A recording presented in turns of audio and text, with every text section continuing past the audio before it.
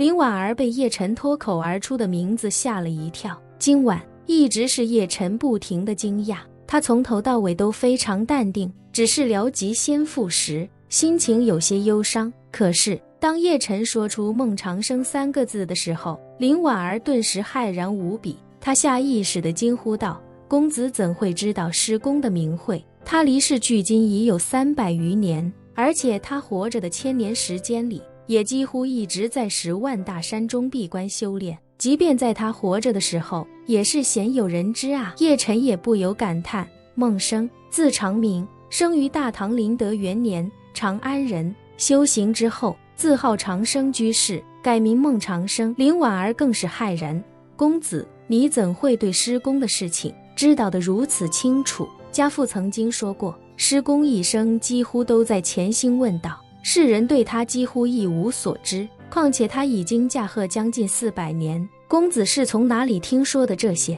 叶晨感叹道，这位姓孟的前辈，在他500岁前一直与蜀南闭关修行，机缘巧合下，他救了蜀南姜家的先祖，因为姜家先祖有2只凤骨藤的手镯，所以他便以1只手镯为条件，把姜家老祖留在身边。后来他在将近160岁的时候辞别姜家老祖，外出需找机缘，想来是因为已经快到阳寿的极限，需要找到让自己延寿的方法。几十年后，他也确实找到了延寿的方法。如今结合林小姐所知道的信息，这位孟长生孟前辈应该就是在那段时间里练出了万古长青丹，练出万古长青丹，阳寿增至500年。于是他返回蜀南，想兑现当年承没姜家先祖的那场机缘，却没想到等他回到蜀南的时候，姜家那位先祖刚刚去世3天。说到这，叶晨又喃喃道，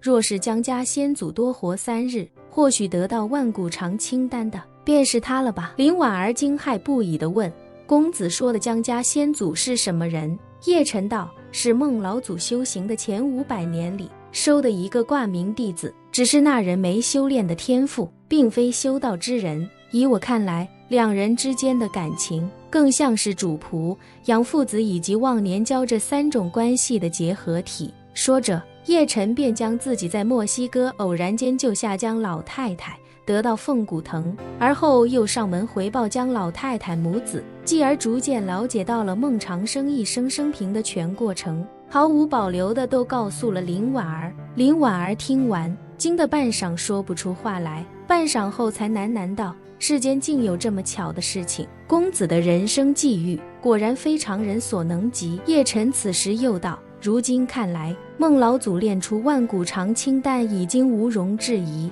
但仅凭万古长青丹也只能让他活到宋朝，但你说他活到了明末清初的1663年，那就证明他后来又练出了百转千回丹。说到这里，叶晨不由感叹，可惜这么厉害的前辈，最终却还是止步1000年阳寿的门外，看来想要逆天改命并非那么容易。林婉儿点了点头道，普查母数也是存于天地间超过万年才引发天劫，而据家父所说，师公虽然活了1000年，但最终也只是大限将至，无疾而终。想来在老天看来，他即便活了1000年，也远没有到需要渡天劫的高度。叶晨自嘲一笑，点头道，也就是说，活了1000年，在老天爷面前根本不叫事儿，还不值得老天爷降下一道天雷。林婉儿微微颔首，应该是吧。说罢，她不禁感叹，不过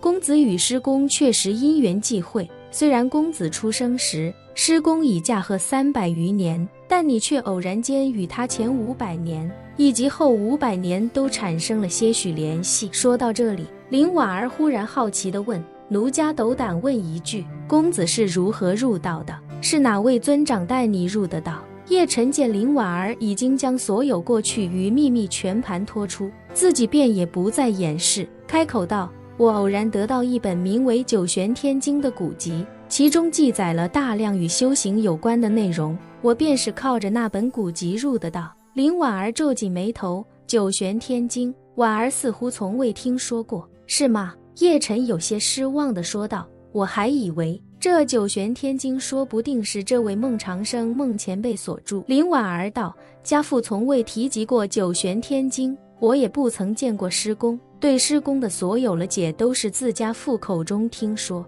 叶晨好奇地问：你没见过孟长生？没有。林婉儿道：家父第一次出山回来，奴家曾听家父说起过孟老祖的事情，家父也试图让奴家掌握灵气，但奴家确实没有那个慧根，所以一直也没能入了修士的大门。若奴家能掌握灵气，或许还有机会去见一见孟老祖，一睹他老人家的风采。叶晨忽然想起什么，笑着说道：江老太太送我的画像就在香榭丽温泉别墅藏着，你若是有兴趣，我回头拿给你看看。林婉儿有些神往地说道：奴家这么多年一直不知道师公长什么样子，能看到他的画像也算是了却了一桩心愿。叶晨轻轻点了点头，又问他：对了，你虽然不掌握灵气，但却能对我抹去记忆的手段免疫，这应该也是万古长青丹的功效吧？是。林婉儿微微笑道：服下万古长青丹后，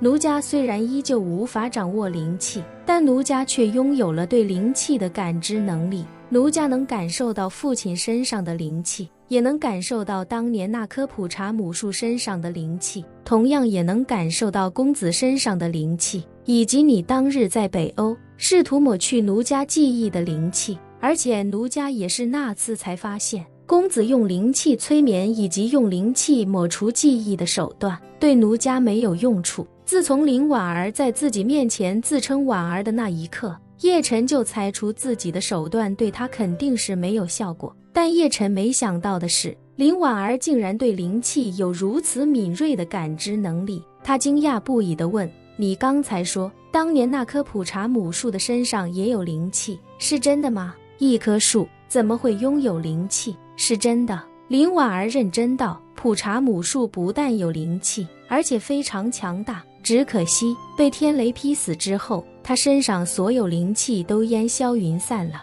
叶晨惊叹不已，余光不由看林婉儿刚才拿出的那节雷击木，心中暗忖：婉婷当初送给我的雷击木，乃是血龙木的树心被雷击形成的，炼制成惊雷令，威力惊人。林婉儿这节雷击木是万年普洱茶树的雷击木，而且是渡天劫失败被天雷劈中的雷击木，若是能用它炼雷击木，威力只怕会更强吧。本期视频结束，欢迎订阅我的频道，这样就不会错过精彩内容。